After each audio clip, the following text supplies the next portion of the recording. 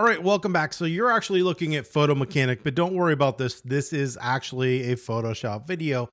And what we're going to be taking a look at is a way to speed up toning or editing in the program by applying some settings here.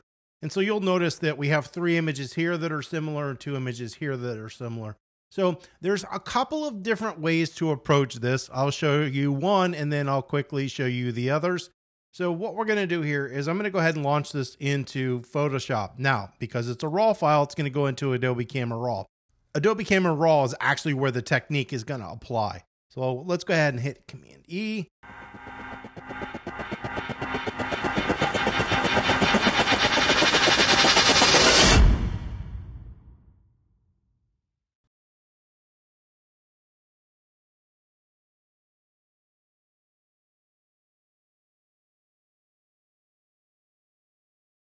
All right, so we're in Adobe Camera Raw.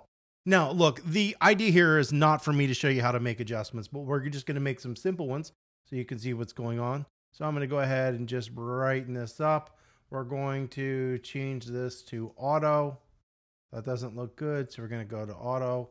I'm going to come in here. I'm just going to cool this down just a little bit. I'm going to actually open up my shadows, lower my contrast a little bit more. So let's say this is the base adjustment that I make to this image and I think it looks good. So I'm going to go ahead and hit open and that's going to send this into Photoshop. All right. So then I can go through and tone and do my finishing adjustments. So in this one, I would probably just make a selective adjustment, bring her out a little bit more, and that's it. I would save it. Okay.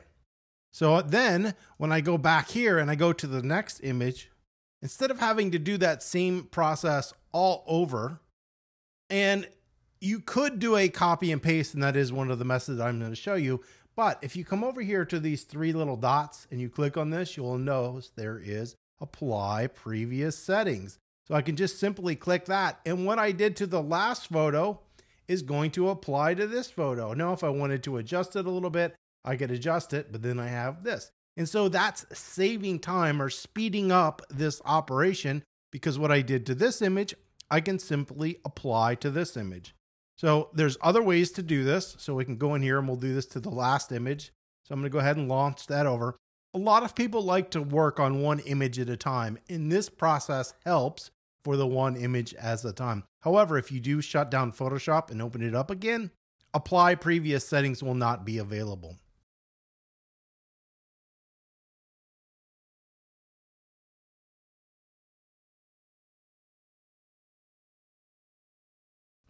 So another option that I could have made is if you come over here, you'll also notice that there's copy edit settings and paste edit settings. So I could have on the first image copied the paste settings and then paste them. That is doing the exact same thing as apply previous settings, just a different way to do it. So if you want to do copy and paste, you can do copy and paste. If you want to do apply previous, which is what I do, you can do it that way.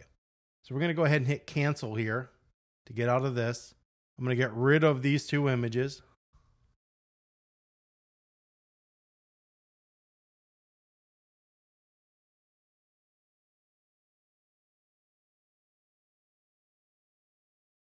Last method is simple, and we'll come back here and we'll do it on these images. So I'm going to select both of them, and instead of just doing one at a time, I'm going to do both at a time. Now you could do more, you could do 3 images, 4 images, 5 images, doesn't make a difference. So right now you'll notice that I only have 1 image selected. So I'm going to hold the command key or the control key on a PC and click. And so I'm selecting both images. Now, whatever I make on one applies to the other. So I can make my adjustments, and then when I'm done, as long as both of these are selected, you can do it. Now, the trick here is if you want to make a selective adjustment by using the masking tool, you need to do these individually because they won't apply perfectly to each image. So you need to go and do that individually and then come back and select both images, and you would hit open, and both of these images will open inside of Adobe Photoshop. So those are 3 different ways to kind of quickly reapply settings on images that you're basically going to do the exact same thing from. So if you're doing portraits and you have a series of portraits and nothing really changes, it makes it really easy to apply those previous settings to the image in Adobe Camera Raw, and it will